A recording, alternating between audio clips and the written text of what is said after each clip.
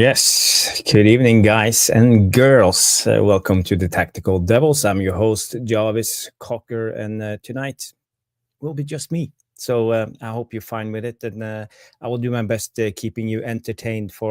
Will be a quick show, but we'll go through the game tomorrow, Real Sociedad, and what we can expect. So yeah, it will be nice. Just gonna check my phone a little bit so I have an extra screen so I know that we are live. Okay, so yeah.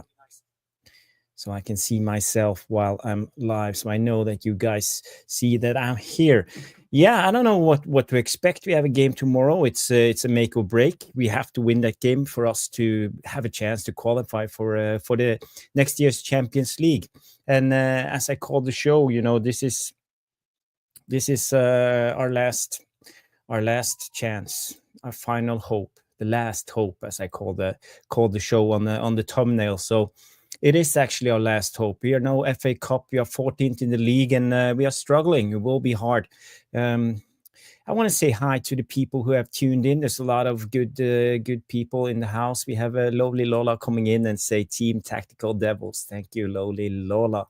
Aaron comes in, one of our moderators, say smash an early like. Be sure to follow Jarvis on X. Yes, thank you, Aaron, for reminding you. People, if you want to follow me on X, I'll put out reminders for every show and stuff like that. So it could be useful if you like what you see on the Tactical Devils to follow me on Twitter. It's Bowley77 on X. We have Danny B coming in. Big up, Danny B. Always good to see you, a loyal follower of the channel. We have Jay coming in. Jay, say big up Jarvis. Stu, well, unfortunately, there is no Stu tonight. He's preoccupied with footy, every Wednesday night. And he was supposed to come on, but something happened. So, yeah, he couldn't. So, it's just the way it is. Loli Lola says, subscribe to the Tactical Devils. It's a great channel. Thank you, lovely Lola. We have Ten Hag is free. No, Ten Hag. Why do I keep saying Ten Hag? Ahmad is free from Ten Haram.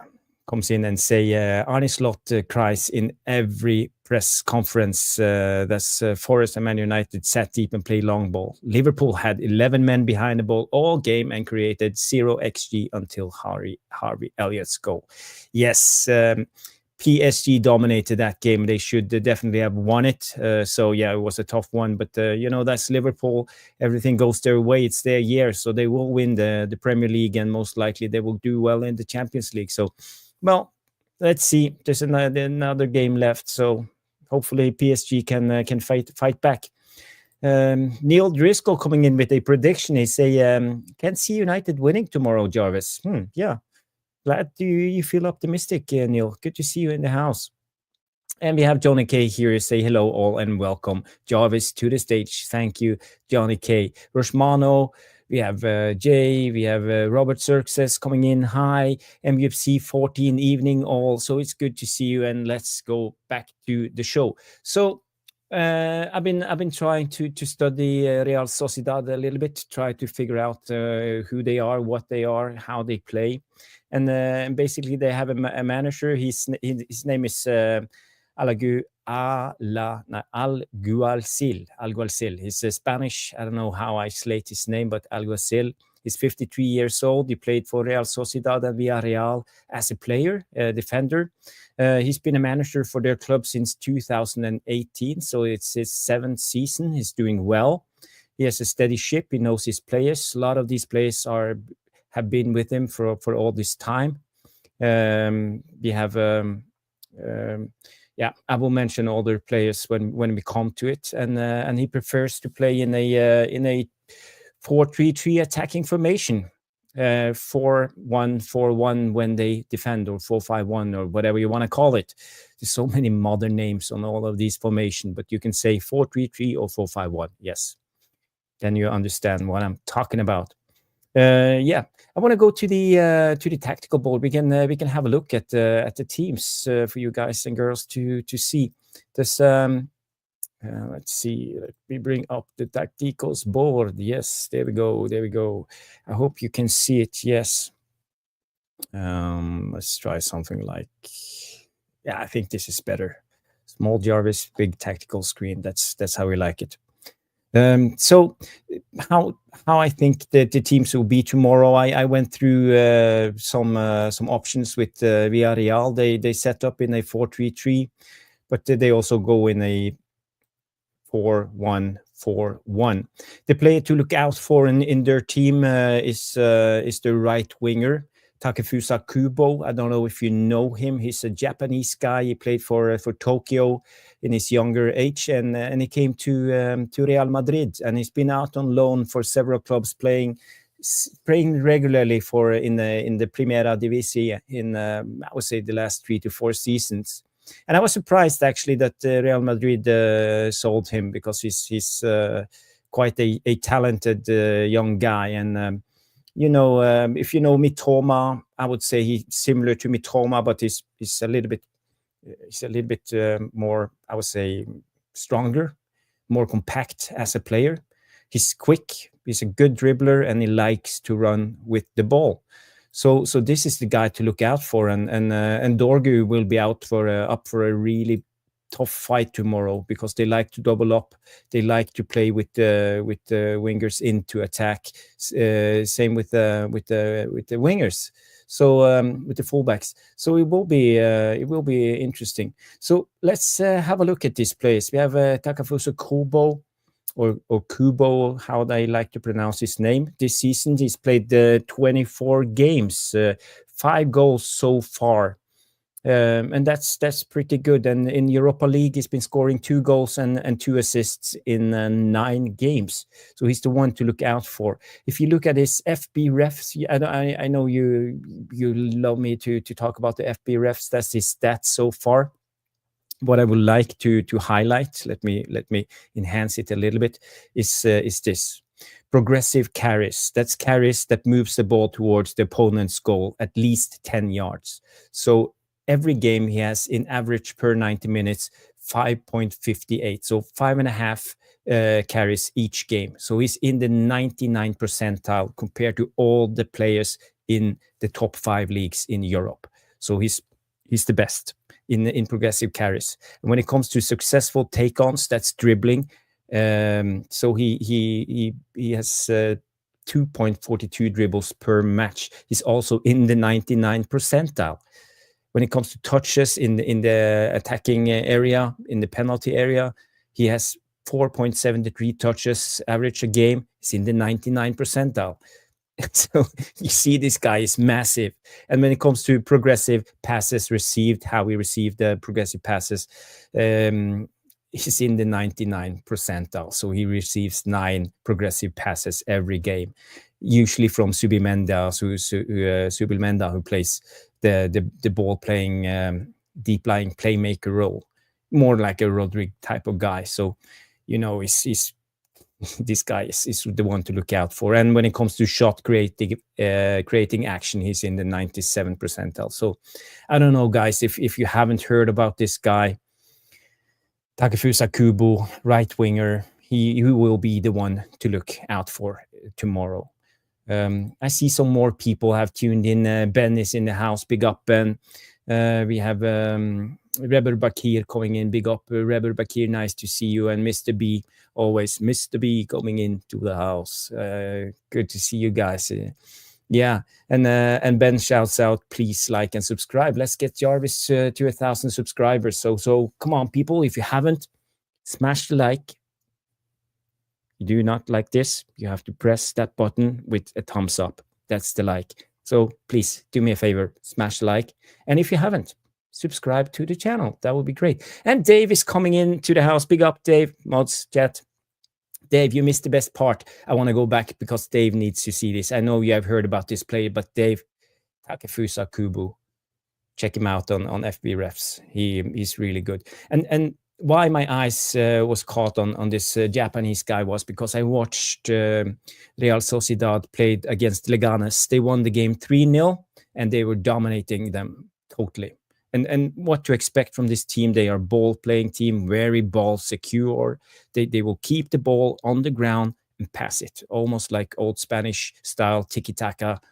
But they like to overload. They invert with the wingbacks into the central area. A lot of people centrally, and they have Subilmenda who who will go with the ball, pass it to anyone. He's so press resistive. He's so good on the ball. Never makes a mistake. So, if they play that type of game, we won't see the ball for 90 minutes. That's my worry. And when you know how useful a lot of our players are in the press play, talking about Garnacho, talking about Xerxes, Bruno running everywhere, not positionally disciplined, I think it will be difficult. And on some team news, we know that Harry Maguire is out. He's out with the hamstring injury, and Ugarte is apparently injured too. So he has a knock. So we will have to play without Ugarte. On the good news, we have Toby Collier back. So, but I don't know. I won't expect much. We're coming back from an injury. So, yeah. Dave comes. He say, "I will do, Jarvis." Yes. Let me just show you this.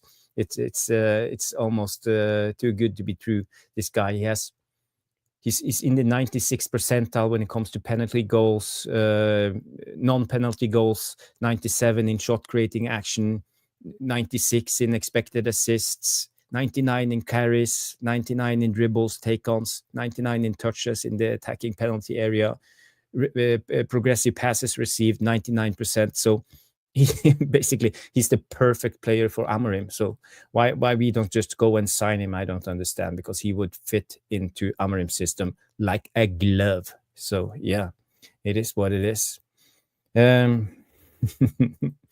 I hope you guys are good. We are on 17 likes, and I don't know how you feel. There's a game coming on. Will we be doom and gloom if we lose? Will everything be lost? I don't know if we even have a theoretically chance to qualify for Europe through the league.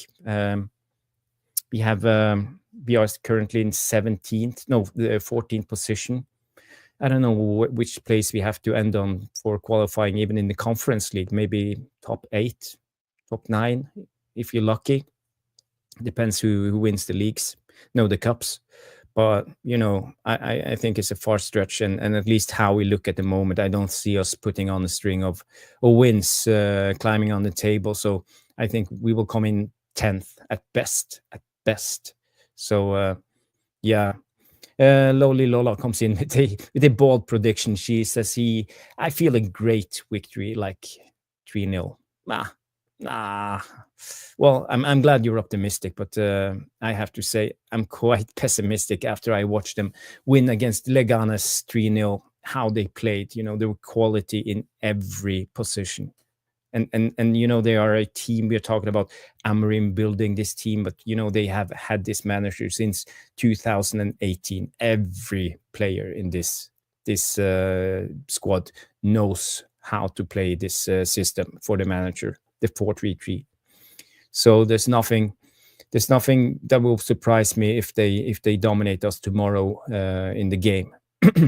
And Roshmano will say, I don't fancy your chances tomorrow, really. Yeah, I'm not going to put you down, but I'm a realist. I'm just calling it as I see it. And Jay comes in and say, I'm happy with the draw. To be honest, Jarvis, any result this season from any games is a plus. It's just a huge preseason. And yeah, that's true. And Mr. B comes in with the 2-1 win. Yeah. I'm glad you're feeling optimistic. So when it comes to this team, they like to invert their fullbacks, and create in build-up. Now we're talking about build-up and create a lot of compact area in the center. So it will be hard for us. And they always try to find the number 8s and the wingers, in the pockets. So they will run in behind or run in between. So we have to be up for it when it comes to our defensive play.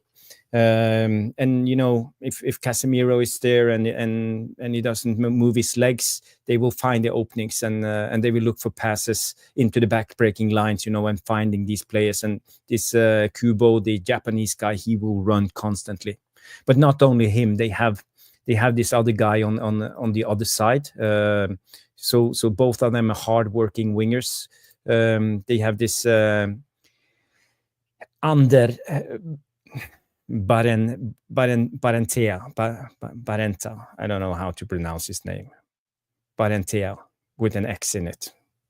anyone you guys know how to speak Basque, you can tell me, but let's just call him Ander. That's how I like to see it. So Ander is up and down all the time and like to run in behind. Same with Kubo, up and down all the time, hardworking both ways, and like to run in behind, dribble when he receives the ball. He likes to carry the ball. So he will take on Garnacho. He will easily overrun Garnacho. We know Garnacho can't do any defensive work. So he will come up against Bruno if Bruno is here, but Bruno likes to wander everywhere. So Bruno might be up here. So it will be a huge gap. Then we have to rely on Casemiro. So yeah, you know the picture. It will be difficult. So I'm just saying it how I see it. Yeah, they like to find the pockets and they like to do third man runs. They set up a counter movement combination. And, with the wingers and the midfielder to create space in the build-up. When the fullbacks gets the ball, the wingers run towards the fullback. He drops down, dragging the opposition fullback or the wingback for us with him, and then open up the space in behind. And the midfielders will run into that space with the running midfielder. So let's say, for example, if Aramburu comes with the ball, the right back, or it could be Javi Lopez, or it could be Munoz playing on the right back. I don't know exactly how they will set up the team. Kubo will drop down. So if Drugu follows him, the midfielder will run into this space. We will see it. It's a set play that I always have. So look for it. It's fairly simple, but it's effective. So it's about, I don't know how we will set up with this because I know Garnacho, he's not particularly good in his press play. He will probably just stand there and occupy a small space. Let's say this will be Garnacho's area. So I don't expect much from him in the press play when they try to build up. So, it is what it is. Let me go back and take some comments from you guys.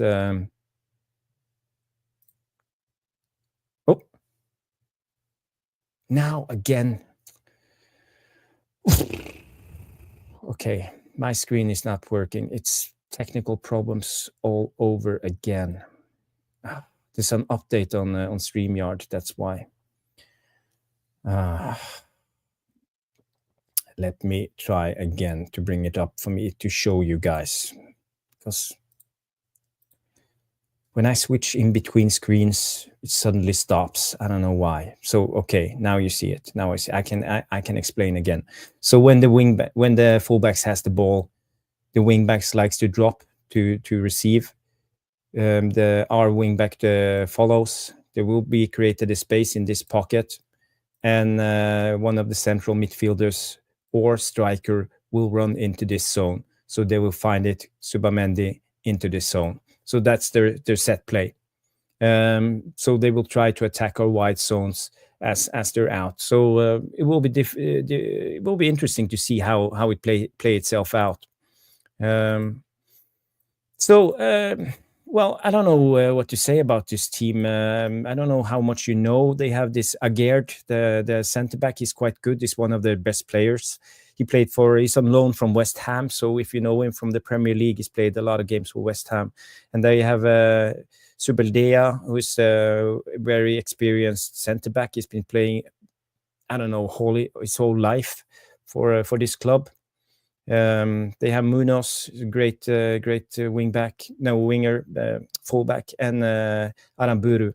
They also have Javi Lopez. I don't know who will play, but he will be probably one of them. And Subamendi, he's the guy everybody knows. We were linked to him one time because we wanted a deep lying playmaker. He's kind of like Rodri. You all saw him for Spain in the Euros. He's really good on the ball, one of their best players. So when he receives the ball, our press play, it won't matter because he won't lose the ball anyway. So he will keep possession for whatever it means. They have Bryce Mendes and Lucas Susic. Both of them are centrally in the midfield, but they play in the 4-3-3. So these guys will run up and down. So these are box-to-box midfielders in a way. Bryce Mendes is probably their creating guy. And Lucas Susic, I think he's on loan from Salzburg or one of the Red Bull clubs. And up top, they have Mikel Oyarzabal. I think he's 29 years old. He's been playing for them his whole life. Or they have the young Icelandic striker is called Ori Oskarsson. Maybe he will start. I don't know what's their injury situation, but I saw in the predicted lineup it was this Oyarzabal who was the striker who they were wanted to start with. So I want to go to Man United's team. Now I told you everything I know about this Basque team. So yeah, you will see tomorrow more. But I think they are a really good team, and I have big respect for them. And I think we will struggle, especially away. So when it comes to Man United, I put Onana in goal. We have Lenny Yoro as left wing back, De Ligt centrally, and Mazraoui on right wing back. Maguire is obviously injured, so he has a hamstring injury. I suspect him to be out for, let's say, 3 to 6 weeks. So we have to start with De Ligt. So how do you guys feel with us starting with De Ligt? I don't know if I'm comfortable taking this screen down. I think I'll just keep it so it won't go away. Let's take a couple of... Oh, we have Broderick in the house. Big up, Broderick. Good to see you. Who's that? That's the guy from Futurama. Is it Jay? No, what's his name? Cool. And Red Devil United coming in. Big up, guys. Big up, Red Devil United. Good to see you. Good to see you, RDS. Red Devil United. So, yeah. Lowly Lola said, it's okay, Jarvis. Loving the information. Yeah, I'm just trying to help you out. And I do it as a research for myself because I have to break down the game tomorrow. So I know what to look out for. So, yeah. Stephen Fry. Yeah, that's his name. I love that series. It's been a couple of years since I watched it, but is it still airing? Yeah, Futurama. Good series.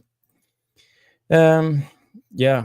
Mr. B comes in and say, yeah, he likes De Ligt playing centrally because he's much better than Maguire. And yeah, in a way, I can agree. I think De Ligt had a fantastic game last game, and I think he was our best player. So I'm happy with De Ligt playing centrally. What we can lose with him centrally, we lose the aggression, because when he played right wide center back, he was pushing really high and aggressive. A lot of good tackles. So I'm not sure if Mazraoui will do the same, but I hope they will do the same. My biggest worry is when Mazraoui and Dalot plays together, they both tend to play like right back. So often we end up with 2 right backs, and they don't understand the system for Amorim, because Amorim, he wants to play high energy, direct, running with the ball, direct football. And things have changed, since the days of Ten Hag, with the high press, rotating positions all the time. No one know what to do. Try to play possessional football. So these players are a group of disjointed players who, they don't understand really how to play football, and this worries me, So let's see the team tomorrow. Onana in goal, De Ligt, Mazraoui, Yoro. So the back 3 is okay. I suspect we might see Heaven coming on, or Lindelof at least during the game. Dorgu will play at left wing back. Dalot will be on the right. You don't have many options, so I can't see anyone else starting than Dalot. The only thing I can see is, for example, Mazraoui being there and Lindelof playing as right wide center back. But I don't see it happening. I think this will be the best, playing with Mazraoui in defense and Dalot on the right. Bruno and Casemiro centrally. Ugarte is injured.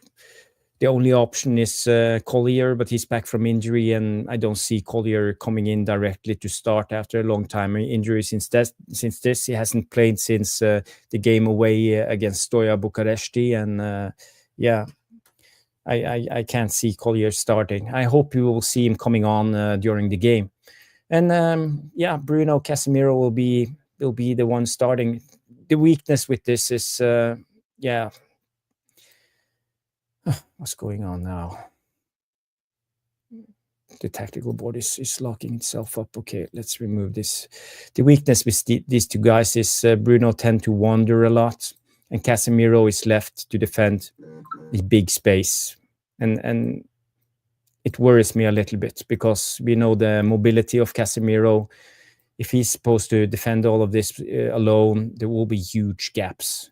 And when they have players like Takafusa Kubo, who likes to take on guys, run with the ball into the danger areas, they like to double up with the good old-fashioned overlap, wingbacks being attacking, and they have box-to-box midfielders who will always run in behind and help in the attack. It could be a tough game for Casemiro. So for this to work, we have to have a more disciplined Bruno Fernandes playing in the pivot with Casemiro, maybe operating more as a deep line.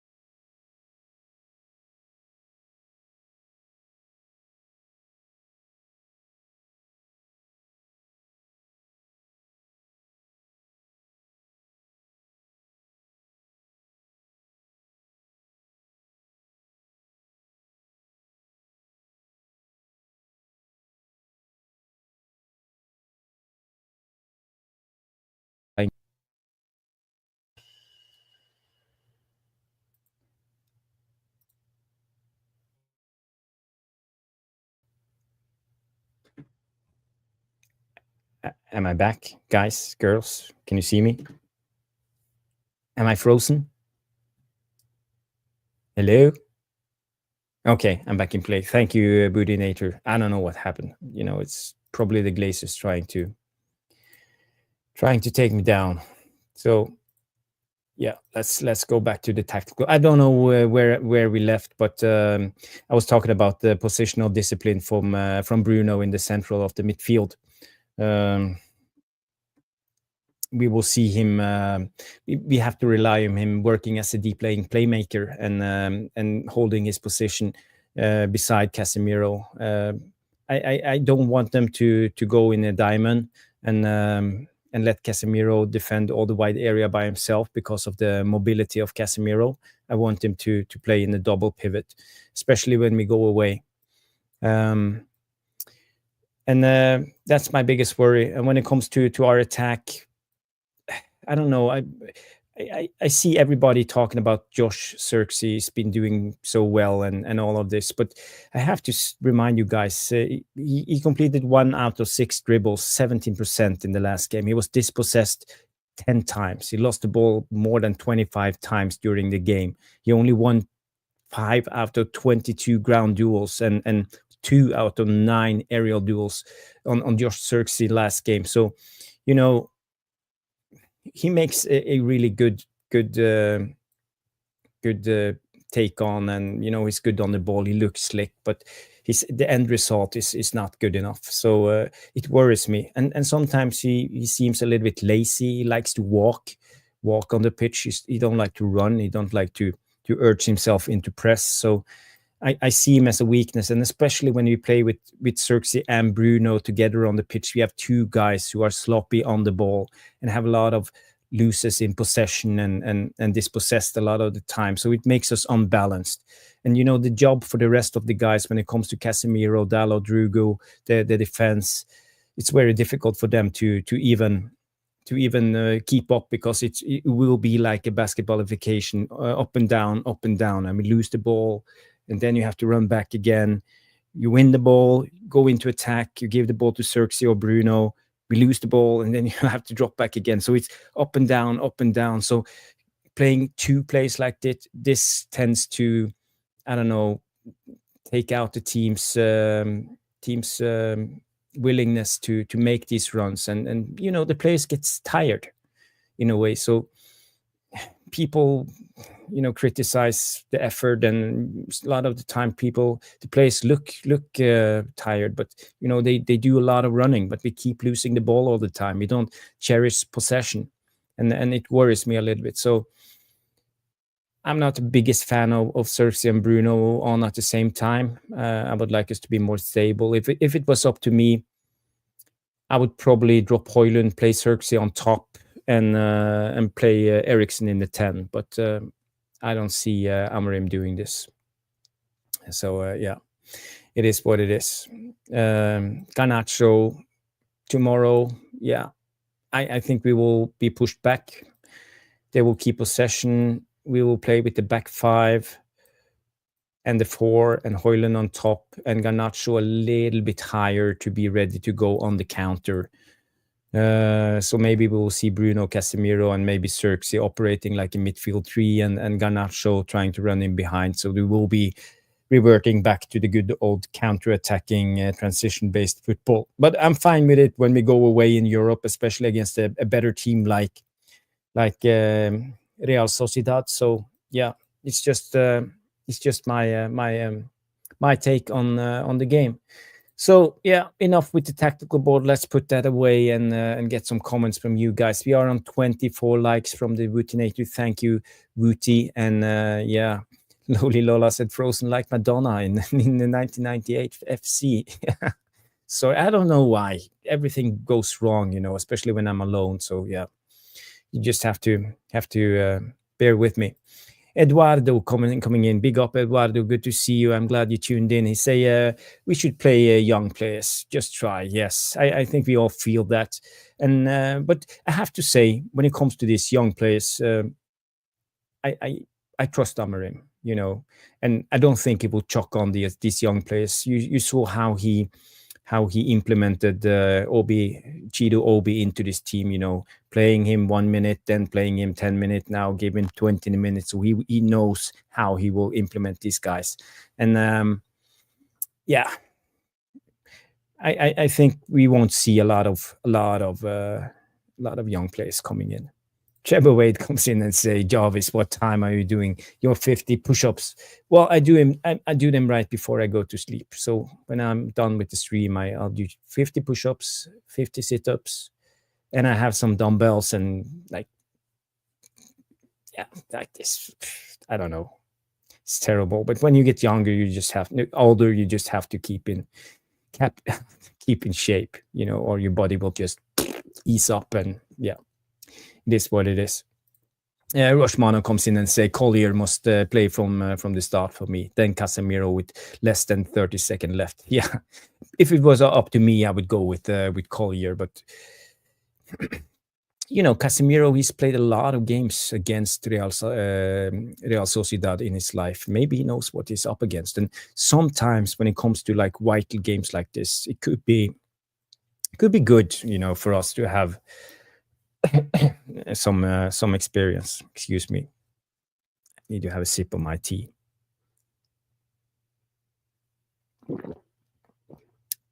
I'm good to go. Wendy comes in and says, sorry to say, but our team is so boring. Højlund will score tomorrow. Yeah. Well, I give you 1 to 20 on odds on that. Højlund hasn't scored in 20 games. I don't think so, Wendy, but yeah, I appreciate the optimism. It's good. And Rebel Bakise just came back from injury. Yes, Collier just came back from injury. I saw a question here from Eduardo. It comes in, and Jarvis, who do you think will come as a striker, next season? And yeah, we have 2 guys, especially that I have that have caught my eye, and it's this Porto striker, the young guy, is Samu Omorodion. I don't know if you remember him. He scored a couple of goals against us when we played Porto, the away game in the Europa League. He ended 3-3. And the other one is the Bournemouth striker, Evan Nilsson, the Brazilian guy, also former Porto striker. So I think he's brilliant. I watched Bournemouth play against Brighton the other day. They lost the game 2-1, but Evan Nilsson, the work rate of that guy is fantastic. He kept on pushing for the entire game as long as he was on the pitch. And this is what I would like to see from a striker, the work rate constantly, like pushing on to the center backs.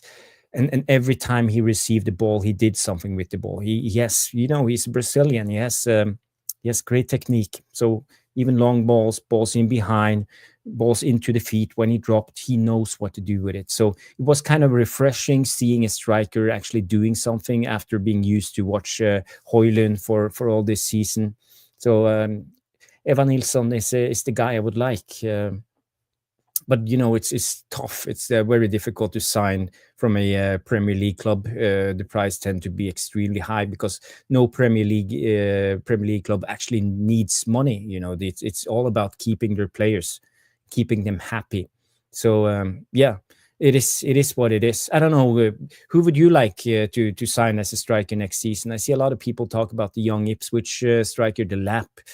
And I don't know what other options do we have out there. We have obviously Osimhen and Gyökeres, but I think both Osimhen and Gyökeres is on the higher end of valuation. So I think it will be difficult for us to sign them. So yeah, that's just my thoughts. So let me know, who would you like us to sign? And if you haven't checked out Evan Nilsson, please do. For me, I think he's one of the better strikers out there. So at least in quality when it comes to the Premier League. Question in from Broderick. In our current team, who do you see definitely starting for Amorim next season? That's a good question. That's a really good question. Well, it depends. Roshmano has been telling me we are going to have a big, massive window this summer. So there will be a lot of players in. And maybe we are talking about, I don't know how many players we are talking about coming in, but it's maybe so many as 7 to 9 players coming in. So we need to help Amorim build this team. For me, yeah, I think Dorgu obviously will be in the Amorim team. Yoro will be, De Ligt will be here, Masraoui will be here, and Dalot will be here.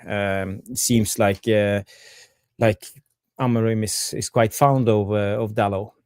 When it comes to the midfielders, the only one I see is probably Bruno. I think Casemiro is gone. I think we will sell Xerxes if we can. Not because Xerxes is not a good player, but he doesn't suit the system. He likes to drop. He likes to wander. But when it comes to this Amorim system, let me try to add the tactical board again. Let's check my phone to see if it's showing on screen. No, it's not. Jeebus.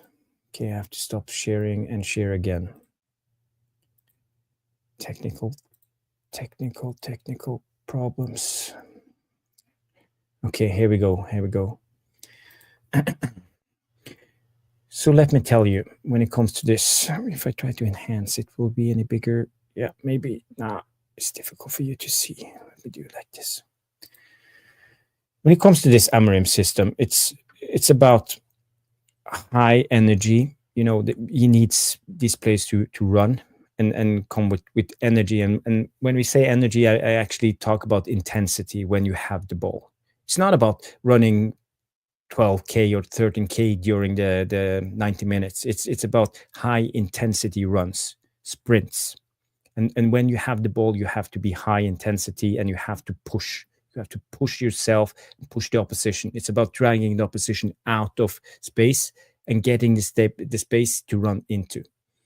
And you have to be able to run with the ball, what Amorim likes to call progressive carries.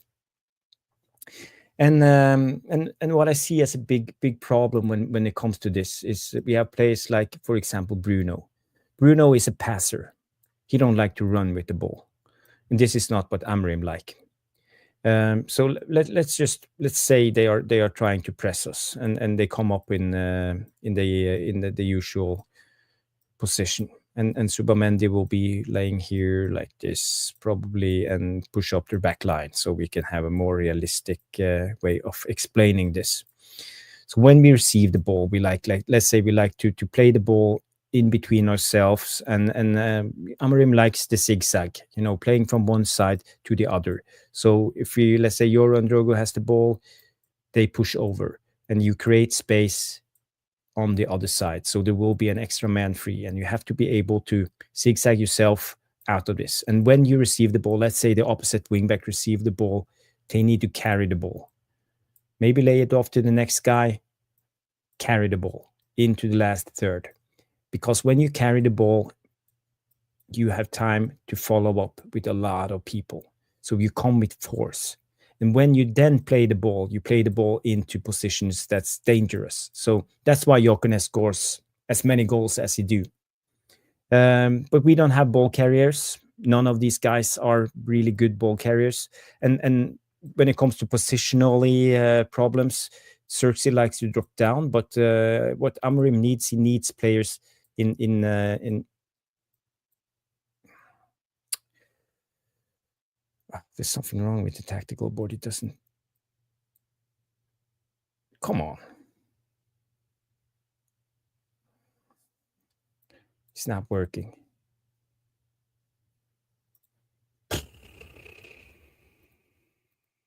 Okay, I'm dropping down everything I have. Let's see. No.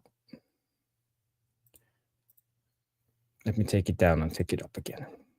Everything is failing today. Okay, we're back. Sorry, guys.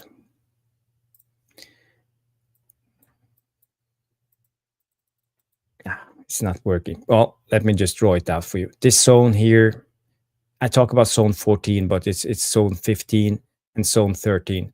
He needs his number 10s to attack this zone up and down. Be here all the time. And when we come into these zones, we have to be able to take on, the defenders. We have to be able to have our wingbacks in position.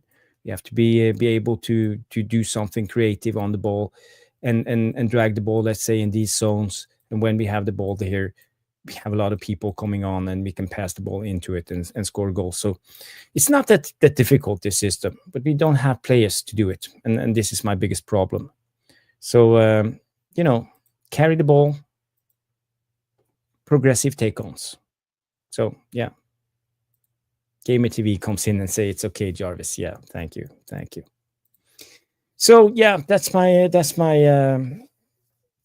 take on the game tomorrow. I'm not going to be long, so I'm been 43 minutes into the show. If you guys, girls, have any questions before we end, so bring me your questions. I can take some comments while we wait. They say Mr. B comes in and say, when Amorim gets sacked, we will be stuck with players who can only play the 3-4-3 system, and the new manager will need a complete rebuild again. Yeah. That's what you get without the footballing structure. So now we have a money man in Omar Barada, and we have Wilcox from Manchester City Youth Academy running the club. And we have the evil advisor to the king, the dodgy Dave, whispering in his ear over his shoulder. And we have an old broke billionaire trying to run the club. But, he likes sailing and Formula One and all these snobby things. So I don't know how this will end. So I'm not super excited. Yeah, but it's a good comment. So we need to fix the footballing structure. At least we have good people in Vivel in the transfer department. So hopefully he can help us out because transfers is the most important thing into this. And at least if we are signing 7 to 9 players this summer, yeah, we need a big window and we need the top men with this. Yeah, what happened to Matt Judge? I don't know. He's probably working in a bank somewhere. Yeah, he wasn't one of the best in Man United. J United come, nice one, Jarvis, you legend, mate. Good night, everyone. Gilinios out. Yeah, I think that's a good way to end the show. It's been a good breakdown. I hope you guys enjoyed it. We will be back tomorrow night with the breakdown of the game. I will have some live footage. I will have Stu Wally with me, and we will talk about the game.